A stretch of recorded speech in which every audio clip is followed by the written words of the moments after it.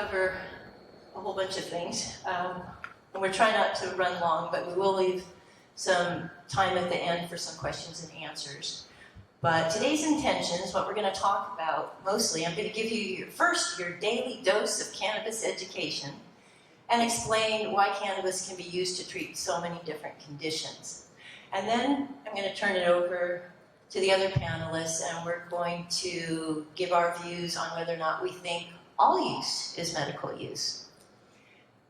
And then if there's time, we're going to share our hopes for the future in what I consider to be the dawning of the age of cannabis. And then we'll have Q&A after that.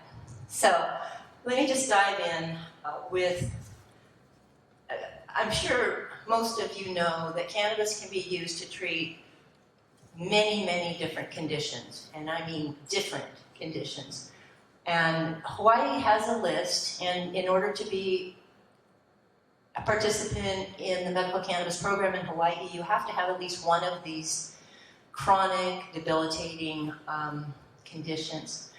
So I'm just going to read the list real quickly. ALS, cancer, glaucoma, and HIV positive status, lupus, multiple sclerosis, and muscle spasms that are severe and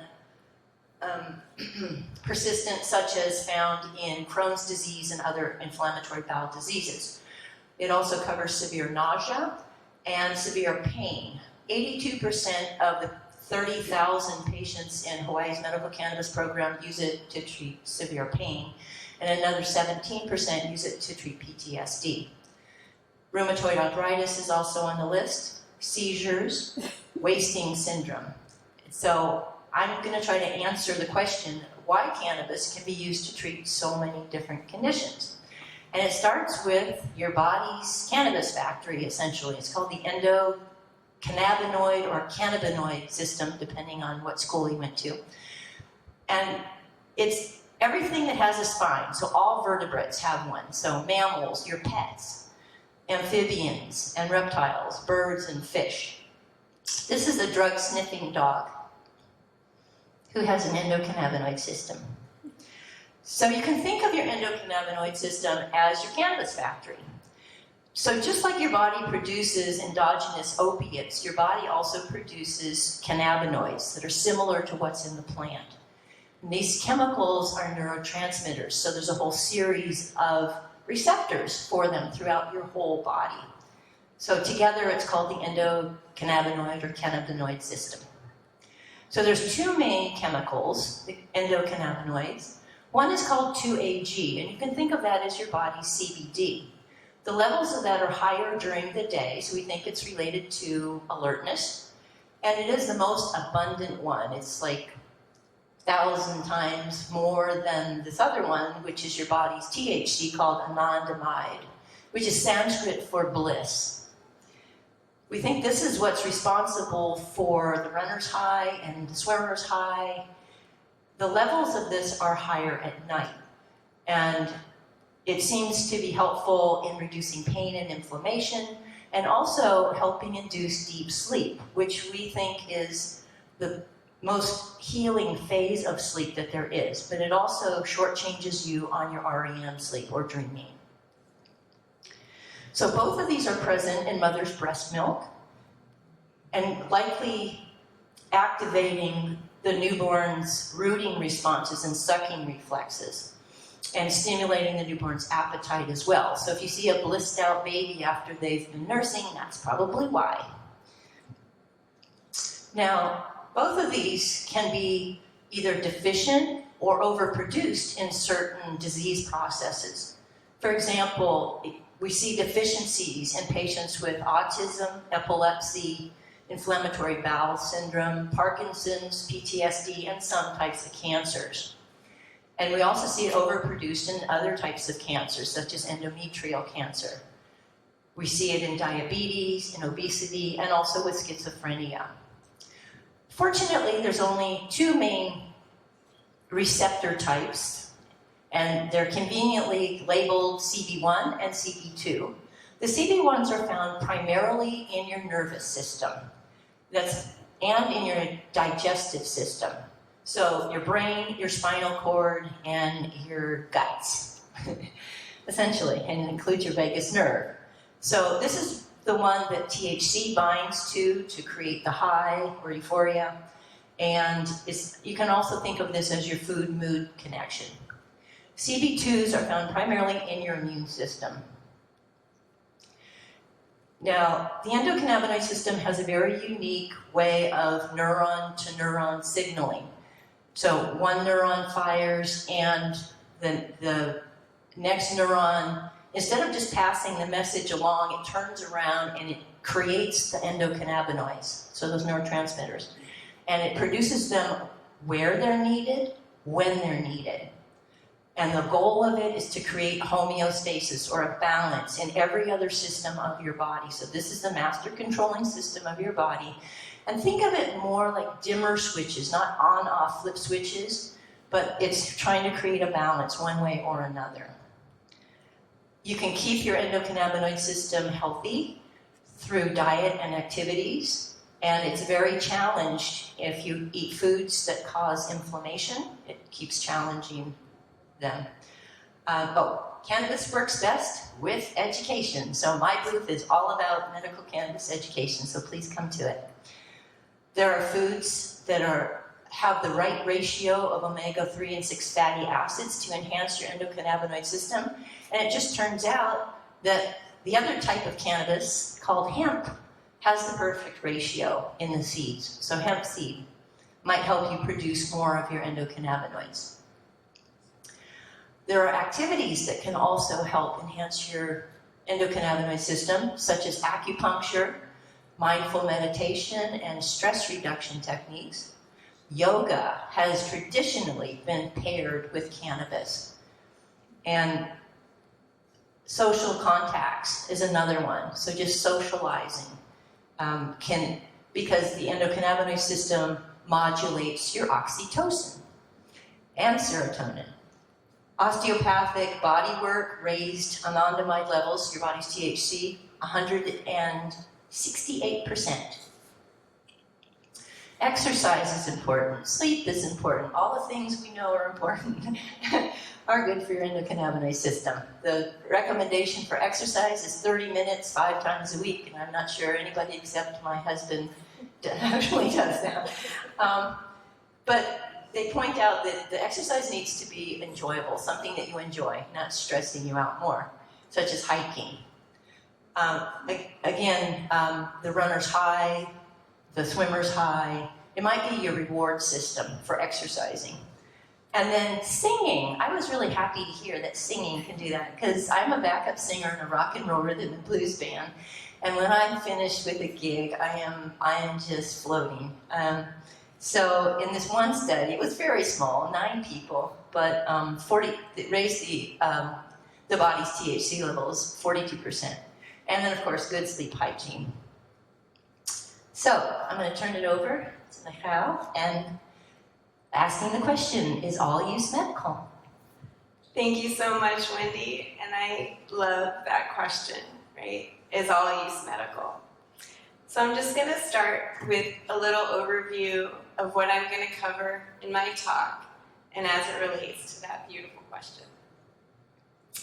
So I'm Michal. I'm a psychotherapist and a psychedelic guide, and I'm going to be discussing how cannabis can be used for symptom management, how it can be used for deeper trauma healing, and I offer psychedelic cannabis journeys. I'm going to talk a little bit about the concept of mindfulness and how this all relates. And then I'm going to share a personal story of how I've been using cannabis to cope with the grief of just lost a dear friend of mine to brain cancer about 10 years ago. And cannabis has been so helpful for me in coping with all of that. So that's an overview of where we're going to go. So I'm going to just start with the symptom management part. And I'm just going to offer a question. Has anyone ever felt like you didn't want to get out of bed in the morning? So that's a common symptom of depression. And sometimes, and I'm not going to get too much into this part of it, but I wanted to say cannabis is not for everybody, right? But it's something that you can explore with a healthcare provider. And I always talk about safe ways of use.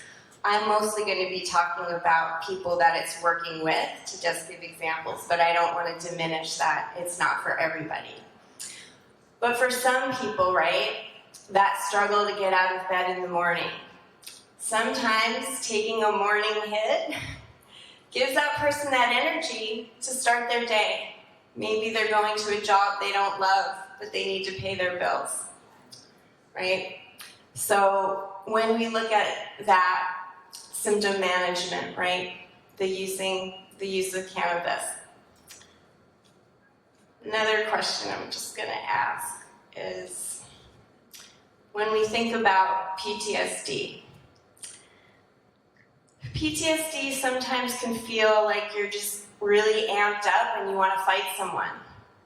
You might be in a place of just experiencing everything around you as a threat to your well-being. And that can be for numerous reasons. And certain strains of cannabis, again, I'm not saying this is for everyone, but with the right guidance, certain strains help a person's nervous system start to relax a little bit, which means we're helping the nervous system get into parasympathetic mode. And that person who's been feeling so on edge can just slow down. Have a different relationship with the way they're seeing things that are threats. And also, not to mention, has anybody ever struggled to get a good night's sleep? So that's one of the ways that I use cannabis personally, because sleep is the foundation of health. So also when we think about mental health, right? One of the questions I'm always getting to know when I work with someone is, what does your sleep look like? And again, cannabis won't work for everyone, but for someone who maybe doesn't want to go the route of pharmaceuticals, then they might look at, can cannabis help me with sleep? Because once a person starts sleeping better, everything else in life is also going to start to improve. Anxiety. Who in this room has ever felt nervous about anything or wondering how other people might be seeing me? Maybe even fear of public speaking. Right? So also I wanted to say, when we ask the question, is all use medical? How many of us would ever say, I have never felt anxiety one moment in my life? Right, so anxiety is part of being human, because we have lots of things to worry about, and safety is important, right? And that's what our nervous system does. It helps us figure out what's safe, what might not be safe, right? And sometimes also when we're thinking about healing any kind of PTSD, sometimes a person might get a message that they're not safe, but they in reality might be safe. And sometimes that cannabis helping them slow down helps them be a little bit more reflective instead of reactive. I digress though for a moment. Sorry, I was talking more about the anxiety, but just when we think about is all use medical, we've all related to anxiety. And again, this isn't so much what I'm going to get into now, but there might be some people that say, well, cannabis amps up my anxiety. And that can definitely happen. So that's why when you start to use cannabis for yourself, it's like you're being your own scientist, and hopefully with a medical professional helping you out when we're talking about using it for a medical reason, such as anxiety. And would you like to share something? Yeah, I was just going to share that, for most of my life, any time I tried cannabis, that it gave me the worst anxiety. And so what I learned to do, even though you kind of got to get over the pure fear stage, where like you're a weakling. So what I did is when I tried it again, is I took little tiny doses. That's it, little baby hit, and it was enough.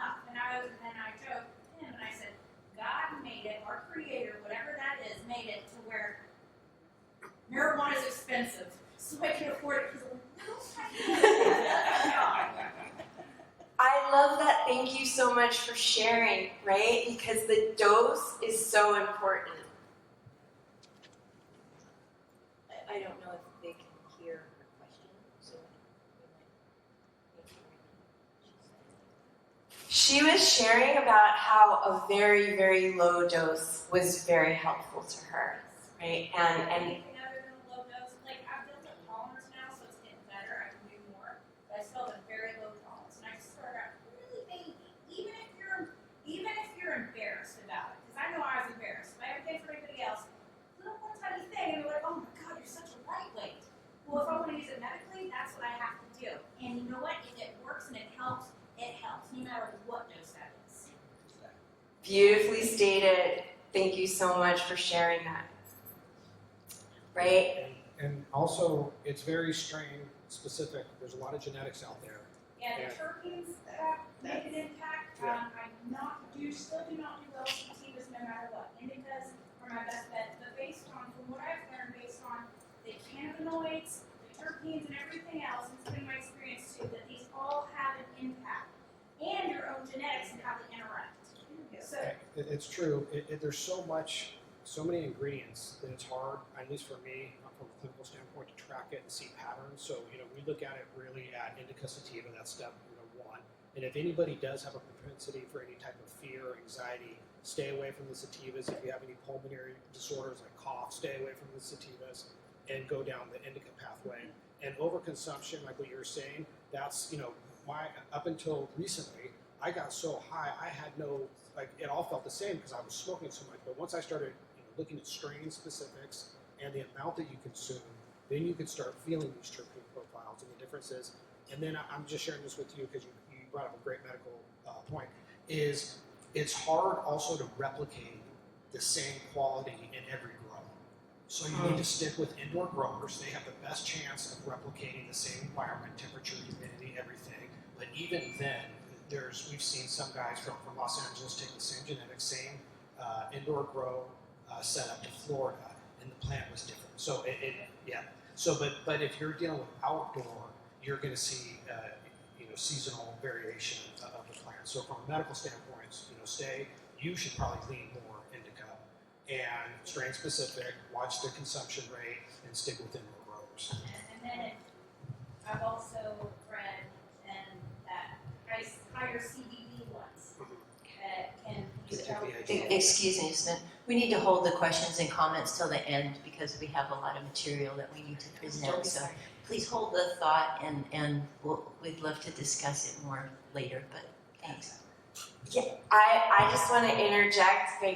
What you brought up is so important because what Teddy is sharing, that's part of, for medical use, safety is so important, right? And knowing the strain, knowing the terpene profile is because that's going to guide your experience differently, right? And so the last symptom management I'm just going to touch on briefly, it actually connects beautifully to that, is ADHD, right? So I have ADHD. I could talk forever about that, but what I would share is that if I need motivation to clean my house because I don't love to clean, I take a nice sativa. I take something that's going to uplift me and energize me, right?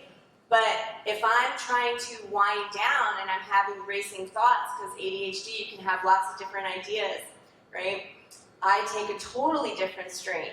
So which is, again, the beauty of the plant, the versatility with how you can use it for whatever your body is needing, right? So those are some examples of symptom management. And now I'm just going to touch base about deeper healing with psychedelic cannabis journeys. So I wouldn't be able to start this without first maybe sharing what trauma means to me and how I see it. And very grateful to my teacher, Dr. Gabor Mate, and a colleague of mine here, that trauma, according to Gabor, it's not so much what happened to you or outside of you. It's what you start to believe inside yourself about yourself because of that experience. So for example, if someone was emotionally abused as a child, right, any type of abuse, there might be a belief inside that person, I am broken, I am worthless, right? Maybe even thoughts of suicide. So trauma is in a sense is being disconnected from who you truly are, because being worthy is our birthright, right? We all came into this world equally. And so when we've had trauma sometimes and we're having these beliefs about ourselves, we're actually disconnected from our true selves, which then makes us more disconnected to others. So when we think about a deeper healing experience with cannabis, it's to feel more connected to yourself and more connected to others around you. And one of the key concepts when we're using cannabis in this way is a concept called mindfulness. So mindfulness is about being in the present moment, having things slowed down enough so that you can notice what you're feeling, what your thoughts might be. A way to think about mindfulness is, so I'm a Philly girl, and the Eagles are going to be in the Super Bowl soon. Got some fans here. So when you watch a football game, people tend to love what moment sometimes? The replay. Because what happens in that replay? Every little thing is slowed down, that you get to experience the joy of this move, of that move, right? Everything gets enhanced sometimes when we slow things down. So when we do a guided cannabis journey, the goal, not the goal, but it's to kind of be in an altered state, right? So cannabis is not always thought of as a psychedelic, but when we take into account set and setting, and those are things that guide us in experience, the setting is the setting that you're in. The set is your state of mind. So when we're doing a conscious cannabis journey, we're looking at your state of your set mindset. What's your intention? What would you like to have happen? Sometimes some people are trying to heal something from childhood, right? I want to feel worthy. I don't want to feel broken anymore. Some people might be wanting to enhance creativity, right? So it's like we're letting our brain, when we get in a very altered state, kind of see things differently. So in a journey, we're starting with that intention, right? What are you here for? What would you like to see happen? And then we're smoking the plant in a ceremonious way. And I like to just share, this is my great-grandfather from Afghanistan, and you bet he smoked some hash. So I like to always, I'm Jewish, and we did use cannabis under the tent when you wanted to feel closer to God. So when I do ceremonies with people, people are welcome to bring their belief system in. We use the cannabis with a prayer. It can be a universal prayer. And then we're going on a guided meditation journey. And then there's a piece where you're just listening to music. And in that experience, people can have a different experience of themselves. So when we think of, deeper healing with trauma, that's one way that I use cannabis in my practice. And lastly, I'm just going to share that I recently lost a soul sister. Her name is Rabia Nizam. She died from brain cancer about 10 days ago. And I had the privilege to spend about 6 weeks this summer helping her in her journey. And I'm just going to share how cannabis helped me and helped her. So when she got her diagnosis, it wasn't the most hopeful one because the cancer had spread to her whole brain. But she never had a side effect with chemo when she started using cannabis for her treatment. And when you love someone so much, you know they're already suffering. Anything you can do to lessen the suffering And for me personally, we were in Spanish Harlem this summer. There was an amazing dispensary because it's legal throughout all New York. And I told them exactly why I was in New York. They would give me joints. It was like my place to go because when you're caregiving, has anyone in this room been a caregiver? It can be stressful, it can be beautiful. It's beautiful and it can also be stressful, right? So cannabis was my way of coping. And lastly, I'll just say cannabis can also just be fun to get high. Someone said, What's wrong with enjoying your life? Exactly. Or your medicine? Exactly. So that's my last point. Rob, we were smoking joints till the end. She was having fun. And having fun is part of being healthy. Pleasure is our birthright. So that's what I'll end with.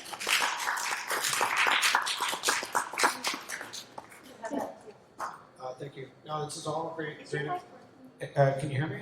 Does it need to be? All right. Is that one better? Yeah. So I think, with cannabis being illegal up until, some states it still is, but at the federal level, it's really limited the kind of research we have access to. And even if we did have access to research, traditional pharmaceutical type research, it really is done through a process of not demonstrating that the drug can cure a disease. It's just, is it as effective as what's out there on the market? So in that process, what we've seen over 30, 40 years is this placebo effect where if the patient believes something that drug is going to do, that placebo has a greater effect than any drug that's even on the market. So that there's something out there where your mind is incredibly powerful, but when we tap into it. But what often happens is pharmaceutical drugs lead to a lot of side effects, patient gets discouraged, placebo effect goes away, they just get into this polypharmacy race. But with cannabis, what we're seeing is there's this hyper activity, like a hyper reaction effect. And you see it when you get high and listen to music or eat food. Your senses are different. And things that you've seen your whole life all of a sudden have a different impact on you. So if you take that effect of cannabis just as a whole, not as specific to a specific disease state, but just the fact that it might create this hyperreactivity response at the cellular level, like at the endocannabinoid level, then you have the ability to apply that to the placebo effect with patients, where they now have the ability to be more sensitive, not just to the traditional senses, but what we're seeing in a lot of epigenetics and neurology now is this idea of energy being emitted from the body, that there's this idea of this quantum field that exists that Albert Einstein talked about it, but we're now just starting, from a Western medicine standpoint, to understand what this means. And it is that you can measure the brainwaves. You can measure magnetism of people that go 30, 40 feet away. So there is energy being exchanged. So if cannabis is able to induce this hypersensitivity response, where your senses are heightened,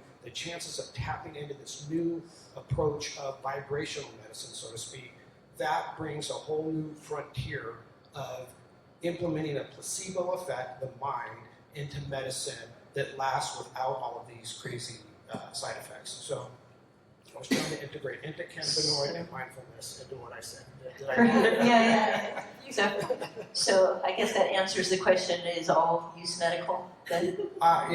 For me, it wasn't until I got older. And I just smoked to smoke. It made me feel better.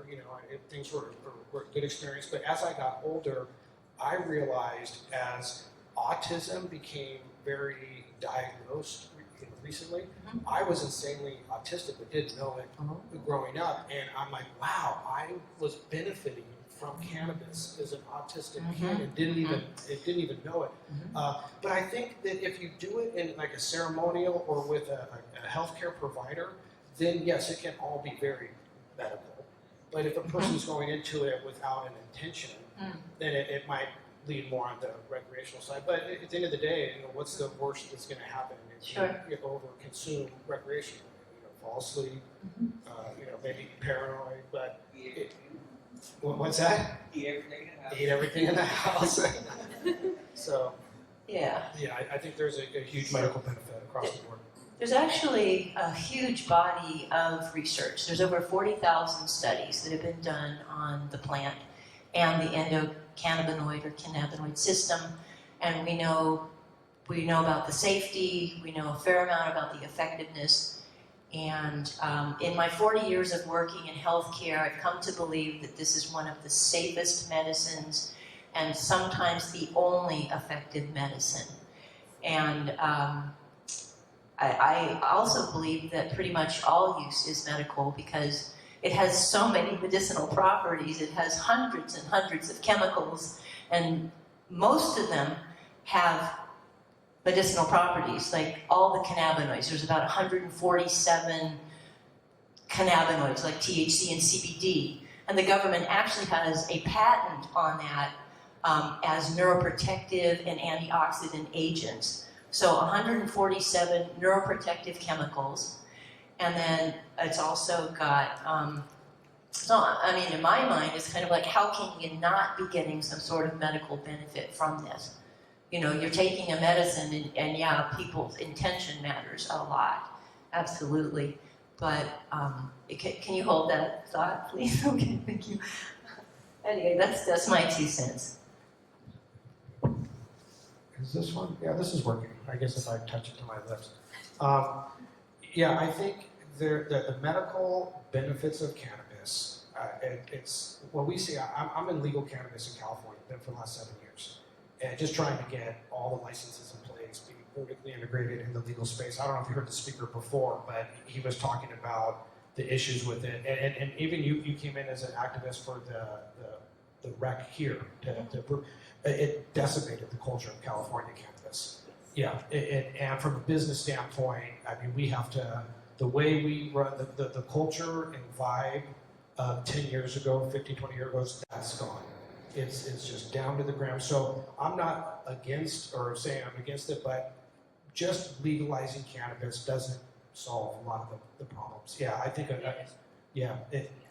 really changed California. But we do have a large medical population in California, a lot of veterans. And when you do talk to them, it's kind of empirical data because you can't, tap into the research. But you're seeing, that the medical part of cannabis is very pervasive and powerful. Yeah, I'm seeing there can be a lot of potential benefits from legalization just because patients stop using more harmful substances like alcohol, opiates, benzodiazepines, which are the 3 substances that people are overdosing on every single day. And they're also using less of the synthetics, the hemp-derived, the synthetics, which is what's causing a huge problem in our healthcare system. So it's giving better access to patients who might not have a condition that's on our limited list. That's one of the reasons I feel like legalization needs to happen. But yeah, and if you do it across the board, when we were talking earlier about this hypersensitivity effect, I mean, if you want to truly treat addiction, you've got to, like you were talking about, Gabor Mate, is that how you say his name? Yeah, you have to dig into some deep childhood traumas. There is something along your pathway that made you question your self-worth. And whether you have the awareness of it or not, that is being manifested in all kinds of things that you do throughout your life. So to tap into this hypersensitivity state, to be able to look deeper into yourself, to understand what is leading to an addiction. truly. Yeah, that mental journey will lead to coming off of drugs rather than supplementing it with another drug or a less dangerous drug, but it's going to the root problem. And it's something that probably happened as early as 2, 3, 4, 5 years old that could have continued without any more trauma, but certainly probably a lot more trauma on top of that. I just read that there are links to ADHD also and substance use disorders. Is that? Oh, absolutely. Yeah. Yes. And I think that just brings up a good point, right, when we're thinking about addiction and trauma, that people are always worried about cannabis being a gateway drug. To me, trauma is the gateway drug. And to me, I actually believe all substances should be legalized, that it's a human right to choose how you want to alter your consciousness. And when we think about, if we legalize, there's going to be all these addictions, right? No, it's people that have trauma are going to use something and like maybe develop an addiction, but probably 75% of people are going to use something without any problems, and they're responsible people. And oftentimes they're afraid to just share their own drug use because of the stigma, right? Yeah, what we're seeing is by the time cannabis becomes an addictive gateway drug, they're already addicted to porn. They're already addicted to something. There is some pattern that led up to it wasn't all harmonious. Cannabis was introduced, and boom, now they're down. They entered the gateway of drugs. But. Right. Because with any kind of addiction, right, it's the relationship a person has to the substance. It's not the substance itself, right? It's always about how are you using something, and the true remedy for addiction, it's not abstinence, it's connection. It's connection to other people, feeling safe with other people, to be yourself and have a sense of connection and belonging. Okay. So did we answer the question? Sorry. All right. No, all right. That's fine. Are we ready to move on to sharing what our hopes are for the future and then hopefully the dawning of the age of cannabis? Would you like to tell us? So is it our hopes of the future? Yeah. What does it look like to you? I think it's looking at it from an industry, a business. It's going to be rocky. Financially, it's going to be a struggle. What happens is you see this boom bust cycle. We went through it in Colorado, Oregon, Washington, all the states that are just going down the legalization pathway. So I think what we see on the horizon is going to be a lot of people, what people call the chatification of cannabis, where they see a lot of money coming in, taking away the vibe, and going. On the medicinal side, for me, that's where what I'm putting a lot of my attention on too now is there just isn't enough, customers, patients consuming cannabis for the amount of licenses that are out there. So there has to be more information about the medical benefits to bring more consumers into medicine. That's what so when I look at the future, I look at the hope of I'm going to participate with my medical background. I've been knee deep in growing weed, processing weed, getting it ready to sell. Now I'm going back to my roots of I want to be more involved and very hopeful with introducing the medical benefits of cannabis to people. Can we do that in song? Simple as THC and CBD, they go best together naturally. Something like that.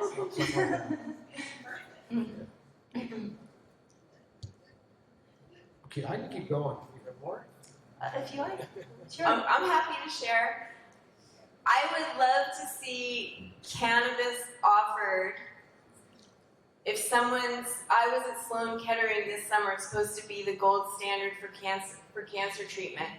But cannabis needs to be integrated, not as an afterthought. When we ask the oncologist, how do you feel about cannabis? Oh, it's up to you, you decide. That was the only thing he said to us, right? Cannabis can slow the growth of cancer, and it can make that person feel more comfortable with what's happening to their body. And so I'm really passionate that it shouldn't have to be something you have to find outside of your medical care. And I also think all psychiatrists need to be informed about its benefits for some people that may not want to go on a prescription. And there are so many psychiatrists that that will stigmatize a person if they share that they use weed. Right, so I'd love to see it as standardized in mental health care and in physical in hospital settings. That would be my dream. And I also would love if the state would let collective farmers farm their medicine together and not limit the amount of caregivers that can grow together. Because when you farm your medicine too, that's so therapeutic and so healing, and it also brings people together to do something, and that's good for mental health. So, yes, thank you for that too. So, I'm a cannabis nurse educator. I've been working to educate as many healthcare professionals as I can over the past 10 years, and also working on changing drug laws in Hawaii. And we had a bill last year, the last 2 years, that would allow patients who are in certain healthcare settings, these are terminally ill patients, to use their cannabis medicines in healthcare settings, non-smoked medicines. And the bills have gone nowhere fast, and we'll keep trying. We're also, anyway. But my vision for the future is a cannabis nurse for every patient who needs one. And I'm hopeful for that because the American Nurses Association officially now recognizes cannabis nurses as a specialty in nursing. So I'm trying to help put together the training program so that we can start certifying cannabis nurses. And I'll keep teaching to anybody who will sit still and listen for an hour and feed me healthy food. You got to give me a place to show my PowerPoint slides, and I'm happy. I teach about the endocannabinoid system and the chemistry of the plant and how it works, pretty much. So, do we have? One last thing to share with you. I'm sorry. There's actually a couple of things if I have time. Okay. The lethal dose. There is actually a lethal dose that was determined many years ago. The researchers strapped gas masks on monkeys and they piped in enough cannabis smoke to essentially asphyxiate them. So this represents 1 pound of cannabis, and the lethal dose is 1,500 pounds. So imagine 1,500 of these stacked. That's a telephone pole-sized joint, and you got to smoke it in 15 minutes. We have decriminalized 3 grams in Hawaii, and what we're asking for is an ounce. It's not a huge ask. And just one last closing thing. I have a quote. I don't know if anyone knows Carl Sagan, the scientist, the planetary scientist, the astronomer. He was a cannabis user, although he kept it hidden because of the stigma. But what he had to say was, the illegality of cannabis is outrageous. It impedes full use of a drug which helps produce the serenity and the insight, the sensitivity and fellowship so desperately needed in this increasingly mad and dangerous world. And I share that. Thank you. I have no follow-up for that. Wendy, if you guys want to take the... by cannabis, actually. They killed the monkey using cannabis. They dropped a 100-pound bale, crushed them flat. So cannabis has killed the monkey. Yeah. It actually has been implicated in some deaths, but it was drug-drug interactions. Wendy, if you guys want to take So, some time for questions yeah. and answers, you Any can. questions? Yes. Oh, do you want to give them a mic so it'd be easier to... Yeah, maybe they could just come up and share one. I don't think we have a mic. Will this reach? Yeah, perfect. Would you mind coming up? Or It's just my tangle from this.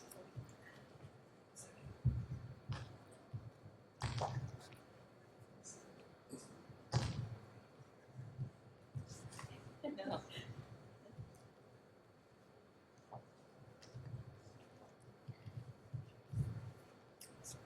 Thank you, I appreciate that. I'm just, my concern as far as nursing goes as well, my biggest concern is the impact of people getting behind the wheel if they're stoned, and if, there's always that one or that person, and then the fact that you have, if you're in the medical field, random drug testing and that kind of thing, that's kind of another issue at hand, I believe. And yeah, with all the benefits, that's great, but then there are those things that are concerning. That's all I wanted to ask about. I could just share that safety is always number one safety concern for everything. So, for example, if I'm working with somebody and we're doing a cannabis journey, they're not allowed to drive to or from they can drive to the event, but they cannot drive home. And people sign releases promising that, right? another great thing about online therapy is people are at home and they can smoke as much as they want because they're not driving. So I would say just in the way I work with people, safety is always a top concern. But it is a critical public health issue. I know UCSD was granted $350,000 from the federal government to study how highway patrol can test on the road whether somebody is actively high, or has THC levels that are considered them to be under the influence. So it's a critical issue. We're in such the beginning stages of this industry that it'll take time before all that's buttoned up. But I think I know I don't do it. I try to make sure when I'm going to smoke, I got everything I need. I'm at home. I know I'm not going to go anywhere. So I know with my children growing up, we drank and drove. I know it's terrible, but my generation, we just did it. I have friends that have died and all that. My children didn't do it. They got the message. They designated drivers very effectively, and then Uber and Lyft came along. And so I look at them from a responsibility standpoint, which far exceeded what I was like as a child. So it might have that impact. If we have the right type of education on how to consume and operate equipment or vehicles, that generation might adopt it a lot more healthily than we did as kids. And in the, So we somehow managed to educate law enforcement. Well, actually, they educated themselves. They held a clinic on the Big Island, and Big Island Grown brought in patients who used their medications in front of the law enforcement, and then they did the testing on them to see if the person was impaired. And so what they learned was the patient who consumed the highest levels of THC was not deemed to be impaired, and the one who had consumed lower doses was impaired. So they do know that blood testing is not a good way to measure it, that what they're going to do is hire and train more drug recognition experts. So, and like he said, education, and the states that have legalized, they're not finding that there's cannabis alone is causing the car crashes. It's always, they said, or mostly always, a combination of drugs. And alcohol and cannabis make the worst drivers. So we need to educate people about what not to mix, and You have a question? Can I have you? Just because they're filming it, people can't hear. I was just wondering, you were talking about testing for cannabis when you're driving, and how many people are on opioids? Oh. And can you test for that when you're driving? And They can, but they don't. They generally limit the number of substances that they test for, because if they can get them for alcohol, they stop right there. Because it's expensive, and so they can't run a full battery of drug testing on everybody. But I see your point. It's a great point. There's so much out there that if you put it into perspective, is cannabis, not to promote cannabis, you could drive with cannabis, but when you put it out there in the reality of what's going on, there's far greater problems, yeah. I think what the Highway Patrol tell us is they look for impairment. And they do that based off of how you're driving, them interacting with you. And then there are, the alcohol field sobriety test, but anything else, I think they have some jurisdiction over you based just on impairment. So. Okay. We have 1 minute left. Can I have you come up and? Sure. So this question, it's kind of talking about the practicalness of, okay, so like I'm thinking about the medical benefits of cannabis and how can we take cannabis every day, let's say, like a vitamin?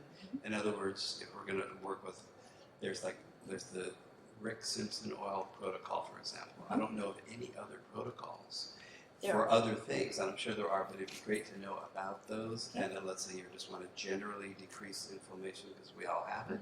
What would be a good protocol to do that? Sure. Thanks. I have some great books. I'm selling all kinds of medical cannabis books, and there are clinicians who have worked out some really good regimens of dosing for all ages, and there's consensus. There's on how to dose for certain conditions such as pain. There's actually a lot of good information out there. There's also some not so good information if you find it's got like a one-size-fits-all, which I believe Rick Simpson oil, it's pretty much the same dose for every patient. So that can't be right. And then also know that keeping your endocannabinoid system healthy, if you can keep it healthy, you might need lower doses. And you might need a different dose each day. You might not need a daily dose. And microdosing is a really big thing now too. And with the raw plant, like chewing on a dried bud or juicing the leaves. So you have the non-psychoactive cannabinoids that actually might be stronger than like the THC that can get you high. The raw forms. Sorry. Did you have... Yeah, I've seen a lot of different regimens of the RSO oil for prostate cancer. And I think it's there are different plans, but it's also you need to just be engaged with your provider because a lot of it comes down to is how much more can you handle. And because when they can get you those high concentration THC oils, then you could really start seeing incredible medical benefits. I mean, stuff that I've even seen clinicians look at the information and say, I've never seen this before. So back to that hope question, as this starts getting out there, this information, it'll be incredible. But otherwise, when you eat weed, it has to go through your stomach, which is a chamber of acid. It then has to go into your liver. Your liver is going to change the molecular structure. So when you consume it, the turnaround time to get into your bloodstream could be anywhere from 30 minutes to 3 hours. But from a molecular standpoint, it's been decarboxylated. It's been changed from a structural standpoint. Still has its effect. But when you smoke it, this is the real stigma we got to get over. The damage of smoking is one of the biggest damages is the heat of the smoke. So if you do water-cooled thermal regulation, you put in HEPA-grade filtration, you can smoke weed that's cleaner than the air we're breathing right now. But the beauty of smoking is you're putting its access into your arterial blood. So the effect is just instant. You smoke it, and boom, you feel it right away. And from a dosing standpoint, you could dose slowly.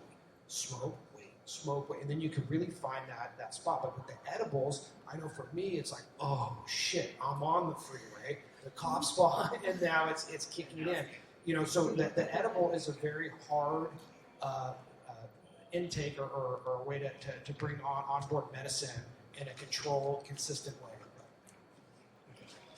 Do you folks have a booth? My booth is 293, I think.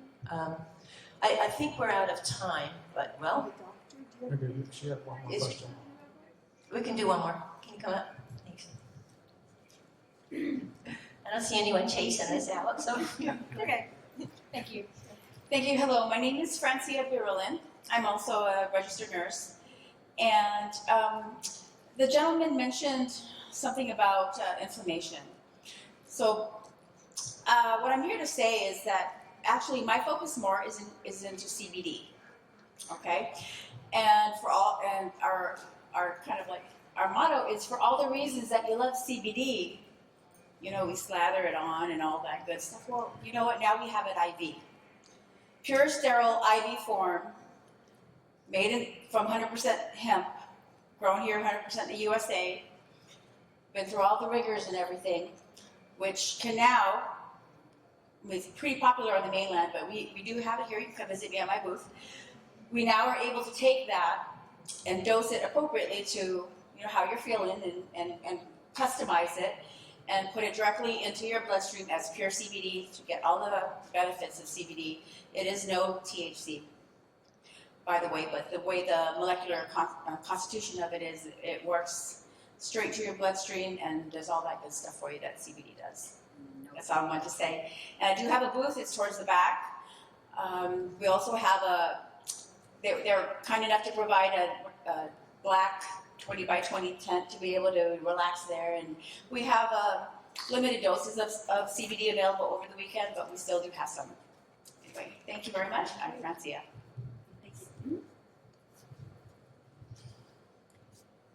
I think, I don't know, should we just keep going? Yeah. Kaylin, can I have you come up? I'm sorry to make you do this. My question is, why is the medical community so against using cannabis for bipolar disease and using that as a treatment?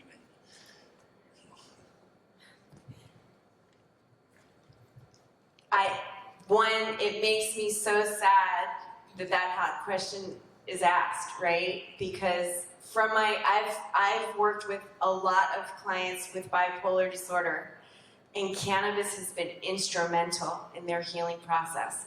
One thing when I was, cannabis for mood management, right? I could spend forever talking about this, right? Because if someone has bipolar, they can have a lot of different depressions, right? And with depression can come wanting to end your life. And cannabis, right, when they have the guidance of everything, right, with the doctor and the nurse chiming in, right, on the dose, the terpenes, all of these factors can be, some of my clients don't use other medicines other than cannabis. Some of my clients even ketamine to help heal root causes of bipolar. Because a lot of times people think you're always going to have this horrible mood swings. But some of my patients don't even come to therapy anymore. They've healed the part of them that felt suicidal. So I wish there was more psychiatrists that would become more aware of how cannabis can be used to treat bipolar disorder. It's just not, we need to have more studies to follow the anecdotal evidence. That's what I would say. I could add a little to it. It's if the patient, if you look at, again, pharmaceutical, where it's take this pill 3 times a day, cannabis isn't there. I don't know if it'll get there. It's still very individualized. Again, working with the healthcare provider, working with different strains. But when you deal with manic and depressive patients, if the patient doesn't have the awareness that they're entering into a manic phase, so they're unaware that they might be moving onto that side of the spectrum, and now they take cannabis that introduces this hypersensitivity state, they might have a worse manic episode than they would without it. So it has to be specific to the patient and specific to the caregiver to know, is that patient capable of recognizing where they are on that bipolar spectrum? And then what we see from that is incredible results. So there's probably, without having science behind it, 80% of bipolar patients could probably be treated very effectively through the use of cannabis. Just having a care provider and that awareness of where am I on the spectrum. So. Absolutely. Yeah. So you can help me educate healthcare providers by coming to my booth and picking up information for them. I'm encouraging healthcare professionals to renew their professional licenses using cannabis courses, contact hours, continuing education. And there are a whole bunch of programs available, and some of them are free. So I'm asking patients to ask your doctor and your nurse if medical cannabis education is right for them.